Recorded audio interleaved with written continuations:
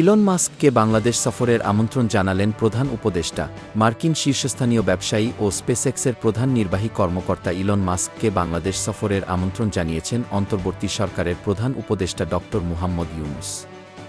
সেই সঙ্গে ৯০ কর্মদিবসের মধ্যে বাংলাদেশে স্টারলিংক স্যাটেলাইট সেবা চালুর প্রস্তাবও দিয়েছেন তিনি। প্রধান উপদেষ্টার পক্ষ থেকে ইলন মাস্ককে পাঠানো এক চিঠির সূত্র ধরে রোববার ২৩ ফেব্রুয়ারি জানা গেছে এসব তথ্য।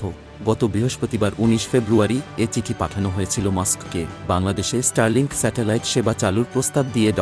ইউনূস তার চিঠিতে ইলন মাস্ককে লিখেন, বাংলাদেশ সফরের মাধ্যমে আপনি তরুণ নারী ও পুরুষদের সাথে সাক্ষাৎ করতে পারবেন, যারা এই অত্যাধুনিক প্রযুক্তির অন্যতম প্রধান সুবিধাভোগী হবে। তিনি আরও বলেন, বাংলাদেশের অবকাঠামোতে স্টারলিংকের সংযোগ অন্তর্ভুক্ত করা একটি বৈপ্লবিক পরিবর্তন আনবে, বিশেষত বাংলাদেশের উদ্যমী তরুণ সমাজ, গ্রামীণ ও প্রান্তিক নারীদের পাশাপাশি দূরবর্তী এবং সুবিধাবঞ্চিত জনগোষ্ঠীর জন্য।